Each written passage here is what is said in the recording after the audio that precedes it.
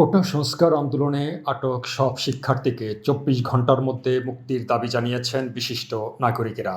এই লক্ষ্যে শুক্রবার জাতীয় প্রেসক্লাবে দ্রোহযাত্রা নামে সমাবেশে ডাক দিয়েছেন তারা। বৃহস্পতিবার ঢাকা মহানগর পুলিশের গোয়েন্দা শাখার প্রধান কার্যালয়ের সামনে এক মানববন্ধন থেকে এই ডাক দেওয়া হয়। শুক্রবার বিভিন্ন জায়গা থেকে মিছিল নিয়ে এসে প্রেসক্লাবের সামনে বড় সমাবেশে মিলিত হবেন এমনই পরিকল্পনা তাদের। বিশিষ্টজনরা দ্রোহযাত্রায় অংশ নিতে সব শ্রেণী পেশার মানুষের প্রতি আহ্বান জানিয়েছেন।